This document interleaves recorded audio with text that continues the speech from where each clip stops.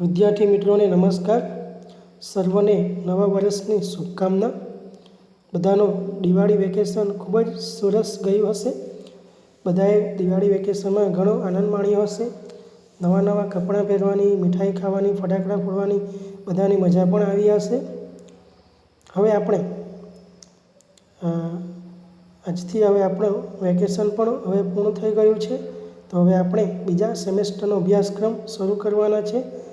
તો આપણો સામાજિક વિજ્ઞાન વિષયમાં બીજા સેમેસ્ટરમાં આપણે શરૂઆત 5મા પાઠથી કરીશું. તો આપણો આજનો પાઠનો નંબર છે નંબર 5, શાંતિની શોધમાં બુદ્ધ અને મહાવીર.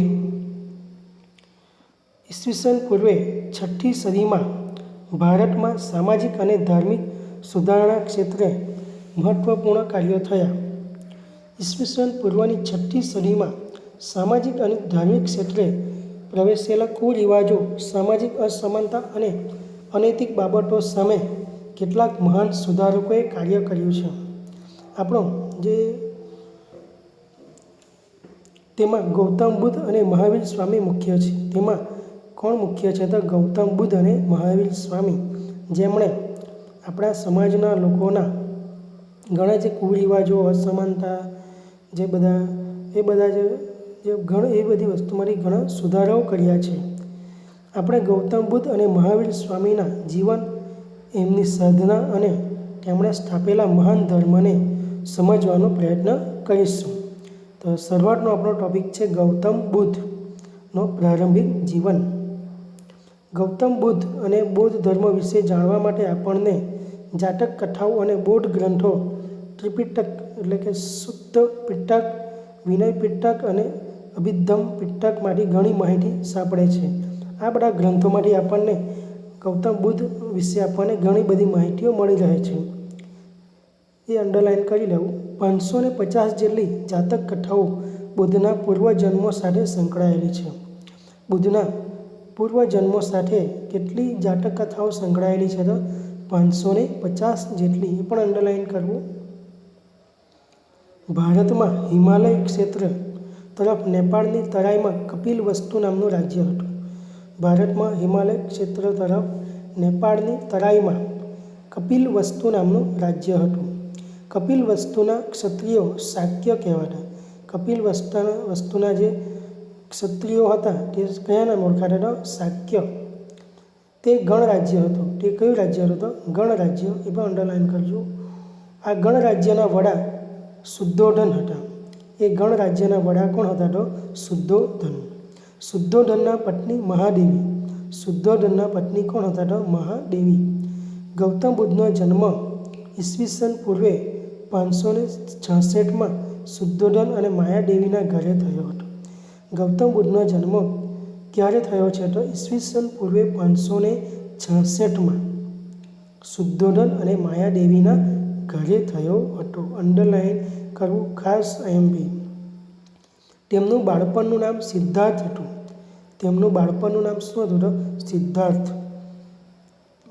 એ પણ અંડરલાઈન કરવું. જન્મના થોડા દિવસો બાદ તેમના માતા માયાદેવી મૃત્યુ પામ્યા. ગૌતમ બુદ્ધનો જન્મ થવાના થોડા દિવસોમાં જ તેમના જે માતા માયાદેવી, તેમનું શું થાય છે? તો મૃત્યુ થઈ જાય છે. તેથી તેમનું પાલન પોષણ ગૌતમી મહાપ્રજાપતિએ કર્યું. તેમનું પાલન પોષણ કોણે કરેલું છે? તો ગૌતમી મહાપ્રજાપતિએ કર્યું, જે તેમના પાલક માતા હતા. જે તેમના કયા માતા હતા? પાલક. કારણ કે તેમનું પાલન પોષણ કર્યું છે એટલા માટે એને પાલક માતા કહેવાય છે.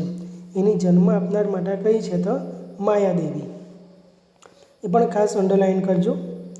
નાનપણથી જ સિદ્ધાર્થ શિક્ષણ અને જ્ઞાન સાથે સંકળાયેલા હતા.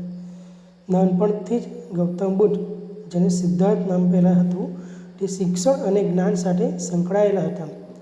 કપિલવસ્તુની બાજુમાં આલાર કલામ નામના એક સંતનો આશ્રમ આવેલો હતો. કપિલવસ્તુની બાજુમાં એક આલાર કલામ નામના એક સંતનો આશ્રમ આવેલો હતો. આલાર કલામ તેમના ગુરુ હતા. ગૌતમ બુદ્ધના ગુરુ કોણ હતા? તો આલાર કલામ. એ પણ અંડરલાઈન કરવું. સિદ્ધાર્થ તેમના આશ્રમમાં જતા. સિદ્ધાર્થ તેમના આશ્રમમાં પણ જતા હતા અહીં તેઓ ધ્યાન ધરતા હતા. અહીં તેઓ શું કરતા હતા? તો ધ્યાન ધરતા હતા. સિદ્ધાર્થ જ્ઞાન અને સમાધિની ચર્ચા કરતા રહેતા હોવાથી તેમના પિતા ચિંતિત હતા.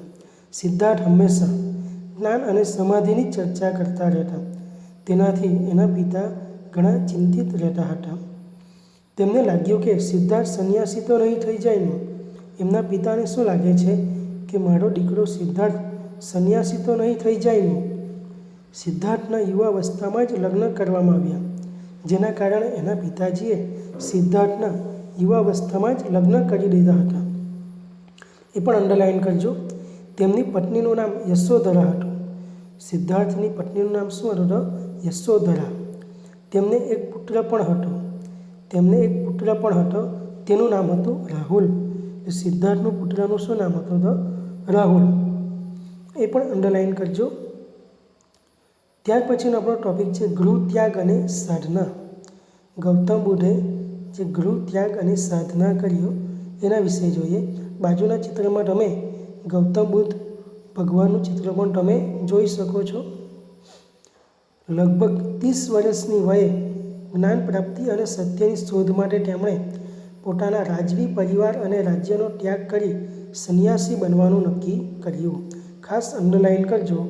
તો ગૌતમ બુદ્ધે લગભગ 30 વર્ષની ઉંમરે જ્ઞાન પ્રાપ્તિ અને સત્યની શોધ માટે તેમણે પોતાનો રાજવી પરિવાર અને રાજ્યનો ત્યાગ કર્યો અને સંન્યાસી બનવાનું નક્કી કર્યું હતું. એક રાત્રે તેમના સારથી છન અને પોતાના પ્રિય ઘોડા કંથકને લઈ રાજ્ય બહાર આવેલ નદી કિનારે ગયા. પોતાના રાજવી પોશાકનો ત્યાગ કરીને છનને પોતાના તમામ આભૂષણો આપી કંથકને લઈને રાજમહેલ જવા આજ્ઞા આપી અને પોતે સંન્યાસીના ભગવા કપડાં ધારણ કરી જંગલ તરફ ચાલી ગયા હતા. એ રીતે એમણે ગૃહ ત્યાગ કર્યો હતો અને સંન્યાસી બની ગયા હતા. ગૃહ ત્યાગ બાદ તેઓ રાજગૃહ અને પછી પુરુવેલા નામના સ્થળે ગયા.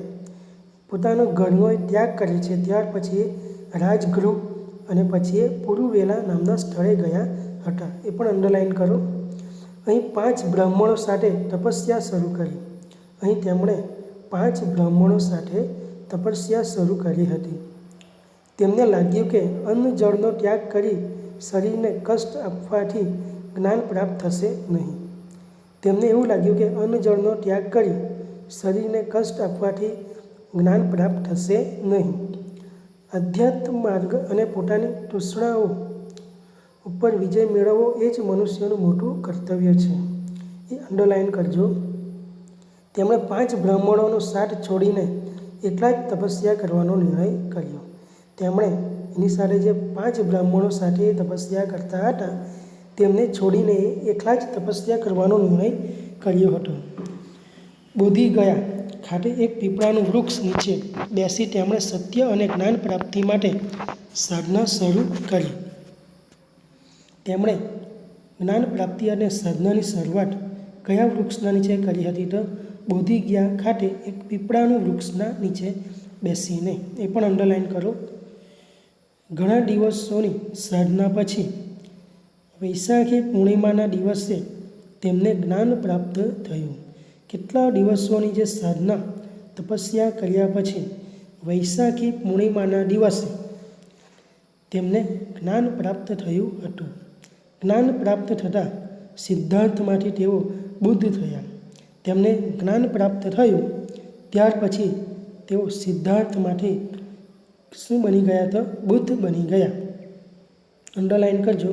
બુદ્ધનો અર્થ જાગ્રત કે જ્ઞાની થાય છે. બુદ્ધનો અર્થ શું થાય છે? તો જાગ્રત કે જ્ઞાની. પાછળથી તેઓ ગૌતમ બુદ્ધ કહેવાયા. પછાડથી તેઓ કયા નામે ઓળખાયા? તો ગૌતમ બુદ્ધના નામે ઓળખાયા. એ પણ અંડરલાઇન કરો.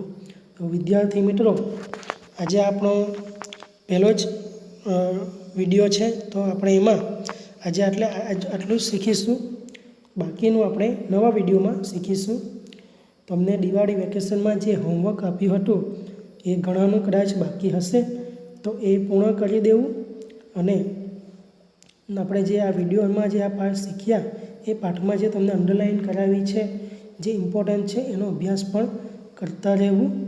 હવે આપણે ટૂંક સમયમાં નવા વિડીયો સાથે મળીશું.